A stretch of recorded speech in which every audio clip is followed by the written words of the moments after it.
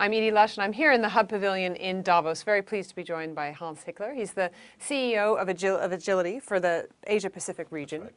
Tell me a little bit about why you're here in Davos. What's your message? Well, we operate in that global trade arena. You know, we move freight all over the world, and my region, Asia-Pacific, tends to be a lot it's talked about a lot here in Davos. The emerging markets, China, ASEAN, India.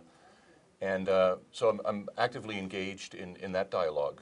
But what interests me about Davos is a passion I have for social entrepreneurship and giving back. And the countries we operate in, many of them have a lot of these cultural and social issues that we talk about here in Davos. And finding that connectivity between our business responsibility and our social responsibility, where our employees live, is important to me.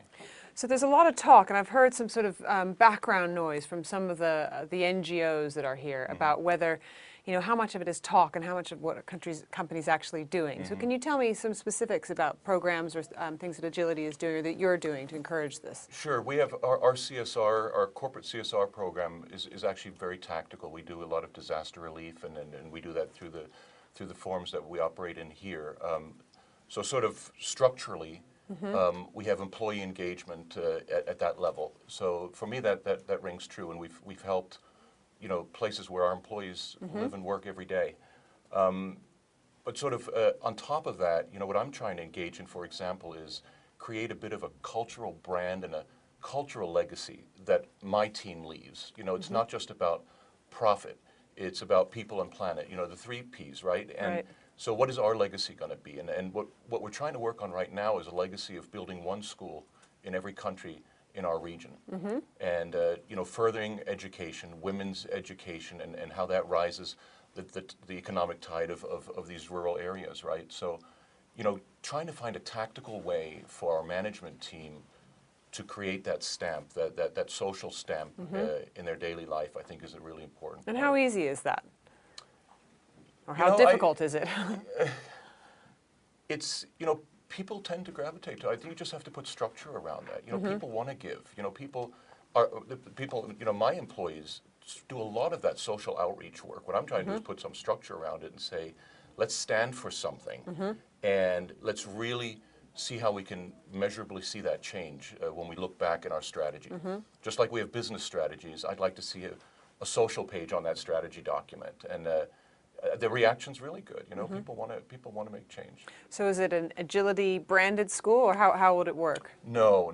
I think that it's more an employee. I would be an employee branded school. You know, to me, the reward of seeing something like that and having our employees engaged in helping that way.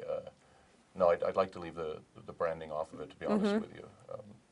And tell me just a little bit about, it's been quite a difficult year. We've had obviously floods in Asia, so in your region. How has that affected your business?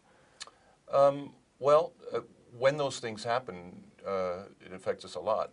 Now, in the floods in Pakistan, for example, where it tended to be in the rural areas, but again, we engaged on relief. Sometimes it's very impactful. You know, when you had the tsunami, for example, it's debilitating. And we do a lot of work in our work in the supply chain, preparing our customers for this, what I call not just-in-time logistics, but just-in-case supply chain, which is things happen every day. You know, our global customers, at any given time, 10 things are going on. Right.